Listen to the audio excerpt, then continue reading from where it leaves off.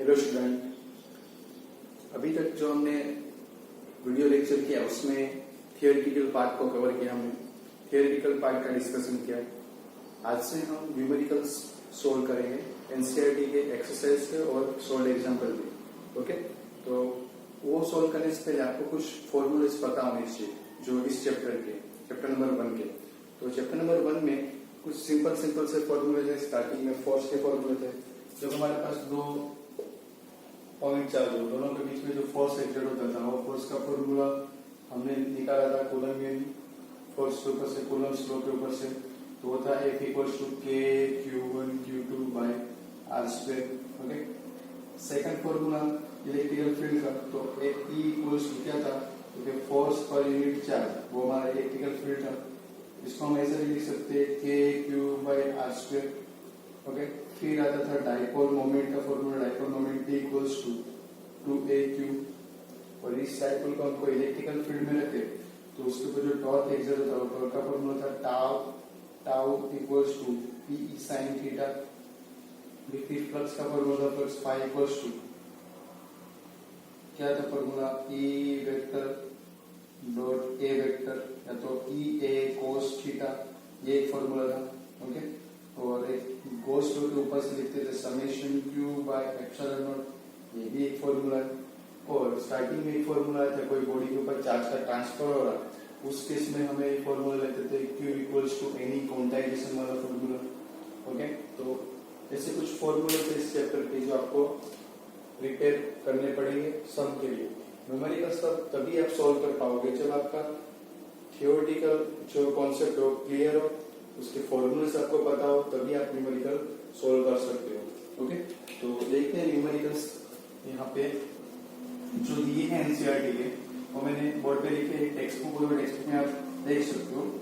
Okay, first numerical solve करने से पहले आपको क्या करना है, न्यूमेरिकल्स को 2 बार रीड कर लेना अच्छे से कि उसमें बोला क्या है।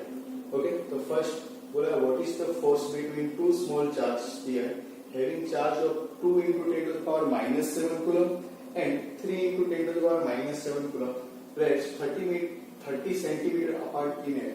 तो बोला है कि फोर्स फाइंड करने बोला। ओके, फोर्स फाइंड करने बोला टू स्मॉल स्फीयर के बीच में, दोनों के ऊपर चार्ज है।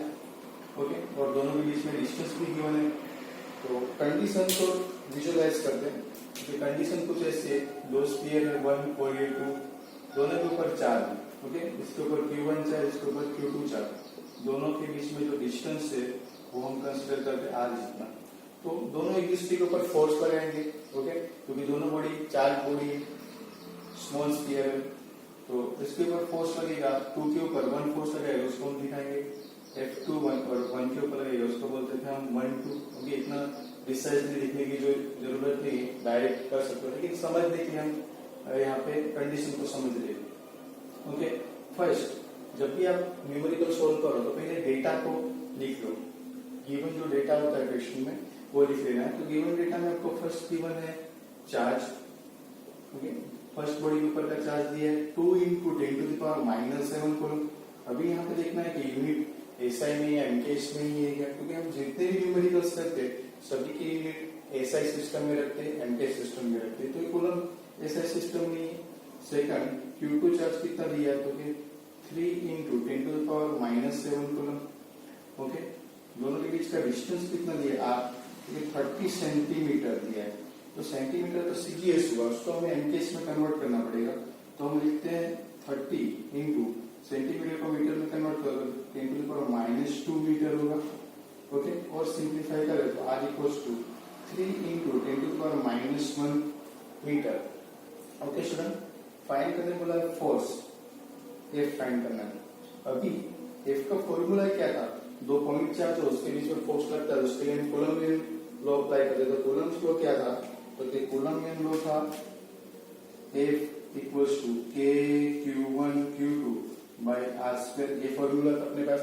ओके, अभी इसमें ये K क्या है, तो ये इलेक्ट्रोस्टैटिक कांस्टेंट बोल सकते हैं या तो कूलम्बियन कांस्टेंट, जिसकी वैल्यू आपको न्यूमेरिकल सोल्व करने के लिए गिवन होगी। वो वैल्यू होती है 9 × 10 to the power 9 newton metre square by coulomb square. Okay, तो वैल्यू सब्स्टिट्यूट कर देते हैं। Q1 Q2 की वैल्यू गिवन है, R की वैल्यू गिवन है, K की वैल्यू गिवन होती है। तो वैल्यू सब्स्टिट्यूट करते हैं, एक equals to 9 into 10 to the power 9, Q1 की वैल्यू है 2 into 10 to the power -7, Q2 की value 3 into 10 to the power -7 और R की वैल्यू है 3 इंटू 10 टू द पावर -1 उसका होल स्क्वायर। ओके, सिंप्लीफाई करें तो एक इक्वल्स टू यहाँ पे 9 इंटू 10 टू द पावर 9, ये मल्टीप्लाई कर लेते हैं 6 into 10 to the power -14, denominator में 3 का स्क्वायर करोगे तो 9, ओके, और 10 टू द पावर -2, ये 9 कैंसिल आउट, -2 पर जाएगा +2, ओके, तो ये 9 और ये +2 कितना होगा 11, तो 6 into 10 to the power -14 plus 11 तो कितना होगा 6 into 10 to the power -3 newton, force का यूनिट होगा न्यूटन। जब भी आप सम करो तो आपको यूनिट नेसेसरी लिखना ही पड़ेगा, नहीं तो आपके हाफ मार्क्स यहाँ पे कट हो जाएगा। बोर्ड का रूल यही कि आप जब न्यूमेरिकल सोल्व करो तो जो भी यहाँ पे फिजिकल क्वांटिटी उसके जो भी यहाँ पे यूनिट हो वो आपको लिखना पड़ेगा। ओके, राइट यूनिट लिखना पड़ेगा। तो ये हमने फोर्स निकाला, सिंपल क्वेश्चन है, इतना कुछ हार्ड है नहीं। ओके, सिर्फ आपको फॉर्मूला याद होना चाहिए, बाकी सब तो डेटा गिवन होते ही क्वेश्चन में। ओके, देख लो अच्छे से। उसके बाद सेकंड क्वेश्चन एनसीईआरटी का ही है, एक्सरसाइज नंबर 1.2। बोला इसमें electrostatic force on a small sphere of charge 0.4 microcoulomb due to another small sphere of charge -0.8 microcoulomb in air is 0.2 newton. बोला है इसमें कि दो स्फीयर है, दो स्फीयर के बीच में स्मॉल स्फीयर है, दोनों स्फीयर के ऊपर चार्ज गिवन है। ओके, एक के ऊपर है -4 माइक्रोकूलम और दूसरे के ऊपर है एक के ऊपर है 0.4 माइक्रोकूलम और सेकंड के ऊपर है -0.8 माइक्रोकूलम, और दोनों के बीच का फोर्स गिवन है आपको। ओके, इतना गिवन है, तो फाइंड करने क्या बोला, तो what is the distance between two sphere, दोनों के बीच का डिस्टेंस फाइंड करने बोला। तो कंडीशन को यहाँ पे पहले विजुअलाइज करते हैं। तो कंडीशन को जैसे दो स्फीयर है, ये स्फीयर 1 ले लेते हैं, स्फीयर 2। ओके, दोनों के ऊपर चार्ज गिवन है Q1 Q2, क्योंकि दोनों के बीच में फोर्स लगेगा, कौन सा फोर्स, तो ये 1 के ऊपर लगेगा 2 के वजह से इस तरफ, क्योंकि दोनों अपोजिट इन नेचर है, ये माइनस है प्लस है, तो अट्रैक्टिव फोर्स 2 के ऊपर 1 फोर्स लगेगा, इसकी डायरेक्शन इस तरफ 2 1। ओके, दोनों के बीच का डिस्टेंस है वो r कितना है यहाँ बताया है।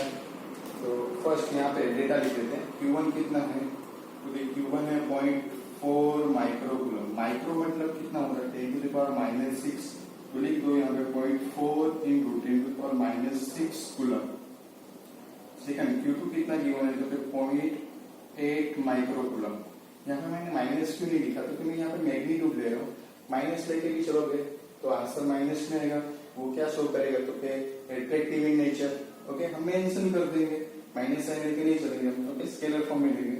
तो यहाँ पे लिखेंगे 0.8 into 10 to the power -6 coulomb, और नेक्स्ट डेटा गिवन है F फोर्स, वो दिया 0.2 न्यूटन। ओके, सभी SI एंड केस में है।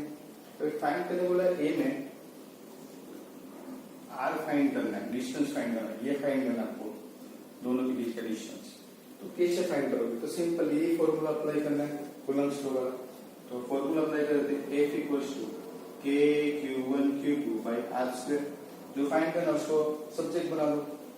ओके, तो R स्क्वायर को सब्जेक्ट बना लो, तो यहाँ पे आएगा K Q1 Q2 by F। अब वैल्यू सब्स्टिट्यूट कर दो, तो R square equals to K की वैल्यू तो पता है 9 into 10 to the power 9, Q1 की वैल्यू गिवन है 0.4 इंटू 10 टू द पावर -6, और Q2 की value 0.8 into 10 to the power -6 microcoulomb था, -6 कूलम है, और F है 0.2। ओके, सिंप्लीफाई करें तो R स्क्वायर की वैल्यू आएगी 144 10 टू द पावर -4। कैलसियम एक बार कैलकुलेट कर लेना। ओके, सिंप्लीफाई करोगे तो इतना आएगा, ये तो R स्क्वायर आया। स्टूडेंट गलती कहाँ पे करते हैं, आपको बोला गया है दोनों के बीच का डिस्टेंस, आप स्क्वायर निकाल के आंसर खत्म कर देते हो, आगे भी आंसर आएगा, आपको R निकालना है, R स्क्वायर नहीं। तो मुझे ये स्क्वायर हटाना, तो दोनों साइड रूट लेना पड़ेगा। तो R इक्वल्स टू क्या होगा, under root 144 10 to the power -4। Simplify करोगे तो आपका R की वैल्यू होगी R equals to 12 into 10 to the power -2 metre. Okay, और प्रिसाइजली लिखो तो 0.12 मीटर, या तो यहाँ पे लिख सकते हो 12 सेंटीमीटर। ओके, ये भी आंसर आपका राइट है। तो हमें आर फाइंड करने बोला था, डिस्टेंस, तो उसको सब चीज बना के निकाल दे। सिंपल क्वेश्चन है। ओके, यूनिट भी लिख लिया। अभी सेकंड क्वेश्चन क्या बोला उसमें, second part, what is the force on the second sphere due to first sphere. तो हमें पता होता है कि एक दूसरे के ऊपर जो फोर्स लगता है वो फोर्स सेम मैग्नीट्यूड का और अपोजिट इन नेचर होता है। तो ये कूलम्स तो अपने न्यूटन के थर्ड लॉ को फॉलो करता है। मतलब में हम लिख सकते हैं यहाँ पे कि F12 vector equals to minus F21, मतलब force on 1 due to 2 is equal to force on 2 due to 1, लेकिन अपोजिट इन नेचर है, इसलिए आपका जो आंसर आएगा वो 0.2 न्यूटन ही रहेगा। ओके, मैग्नीट्यूड के टर्म में लिखे, ये मैग्नीट्यूड सेम रहेगा। मतलब में जितना फोर्स 1 के ऊपर 2 की वजह से लग रहा है उतना ही फोर्स 2 के ऊपर 1 की वजह से लगेगा। ओके, मतलब में जो फोर्स दिया है वही फोर्स आपका आंसर रहेगा। ओके, क्लियर है। ओके, इसके बाद एक्सरसाइज का क्वेश्चन नंबर 1.3 क्वेश्चन लिख के रखा मैंने, check that ratio k square by GME/MP is dimensionless. Determine the value of this ratio. What does the ratio signify? Okay, first हमें बोला गया है कि जो यहाँ पे रेशियो गिवन है वो रेशियो डायमेंशनलेस है, वो चेक करने बोला। तो पहले चेक कर लेते, चलो। k square by GME/MP। अभी देखो ये k क्या है, तो ये कूलम मीन कांस्टेंट, E क्या है तो चार्ज है, G क्या है ग्रेविटेशनल कांस्टेंट, Me क्या है तो मास ऑफ इलेक्ट्रॉन, MP क्या है तो मास ऑफ प्रोटॉन। तो फर्स्ट ये मास का तो यूनिट हमें पता था, चार्ज का यूनिट भी पता था, ये कांस्टेंट है दोनों, उसके यूनिट निकाल लेते हैं। तो फर्स्ट हमें इलेक्ट्रोस्टैटिक फोर्स पता है, वो क्या होता है K Q1 Q2 upon R square. हमें ये K का यूनिट निकालना है, तो हमें K को सब्जेक्ट बना लेते हैं। तो K equals to F R square by Q square. यहाँ से यूनिट होगा फोर्स का यूनिट न्यूटन, डिस्टेंस का यूनिट मीटर स्क्वायर और चार्ज का यूनिट कूलम स्क्वायर। तो यहाँ पे K का यूनिट तो हो गया हमारे पास। ओके, E का यूनिट तो पता है, कूलम भी होगा।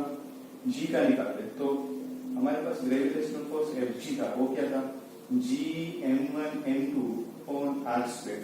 यहाँ से G को सब्जेक्ट बना दे, तो G equals to F R square by m1m2। अभी इसमें यूनिट सब्स्टिट्यूट करते हैं, तो न्यूटन पाएगा, फोर्स का न्यूटन, डिस्टेंस का मीटर स्क्वायर, मास का kg, 2 टाइम्स, इसलिए kg स्क्वायर। ओके, यहाँ पे यूनिट सब्स्टिट्यूट करें तो देखो क्या होगा, newton metre square, coulomb square denominator में, ऊपर लिखेंगे -2।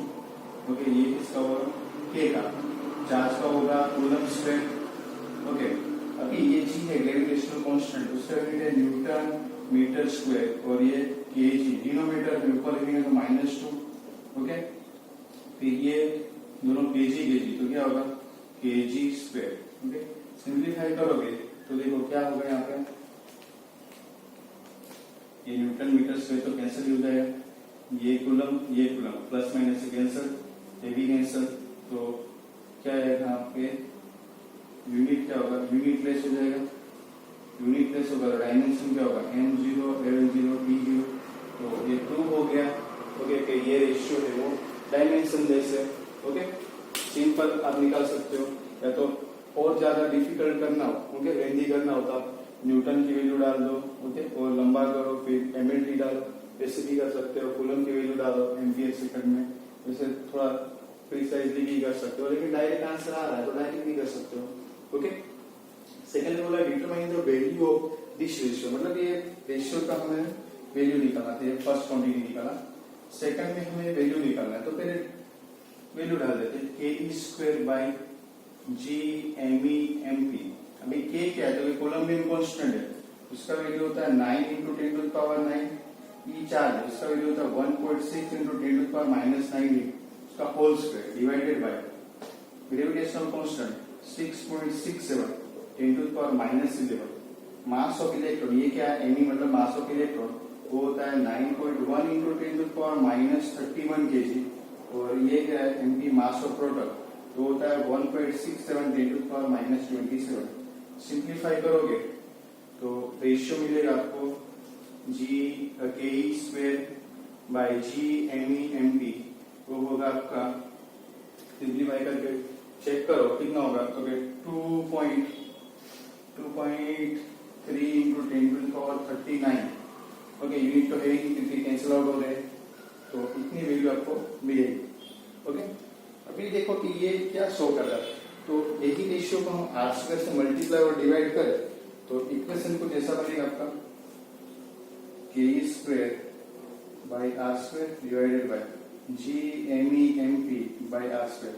हमने क्या किया, आर स्क्वायर से मल्टीप्लाई और आर स्क्वायर से डिवाइड किया। ओके, मतलब दोनों टर्म को हमने आर स्क्वायर से डिवाइड कैसे भी बोल सकते हो। तो ये क्या दिख रहा है, तो कि इलेक्ट्रोस्टैटिक फोर्स दिख रहा है, ये ग्रेविटेशनल फोर्स दिख रहा है। तो आप लिख सकते हो F E by F G. उसकी वैल्यू कितनी आएगी, तो 2.3 इंटू 10⁻39। यहाँ से वैसे भी लिख सकते हो F E equals to 2.3 into 10⁻39 F G. मतलब में आप यहाँ से देख सकते हो इस वैल्यू के ऊपर से कि electrostatic force is greater than gravitational force. और कितने टाइम्स है, क्योंकि 10⁻39 टाइम्स ज्यादा है, इसलिए ग्रेविटेशनल फोर्स है। ओके, इसीलिए इलेक्ट्रोस्टैटिक फोर्स हम क्या बोलते हैं, स्ट्रॉन्ग फोर्स बोलते हैं, कंपैरिजन करें ग्रेविटेशनल फोर्स से। इलेवेंथ में हमने कंपैरिजन किया ही था। ओके, वो कांस्टेंट ऊपर से भी देख सकते हो कि जी का कांस्टेंट है वो माइनस में है, मतलब ग्रेविटेशनल कांस्टेंट, और जो इलेक्ट्रोस्टैटिक कांस्टेंट है वो पॉजिटिव है 10⁻9 है। मतलब में कांस्टेंट ऊपर से भी आप दिखा सकते हो कि कौन ज्यादा कौन कम है। ओके, तो ये क्या सिग्निफाई करता है, तो कि रेशियो सिग्निफाई कर रहा है और electrostatic force is greater than gravitational force show कर रहा है। तो ये कुछ न्यूमेरिकल्स के एनसीईआरटी के text book based. Okay, simple है, नोट करो। ओके, नेक्स्ट समय मिलते हैं।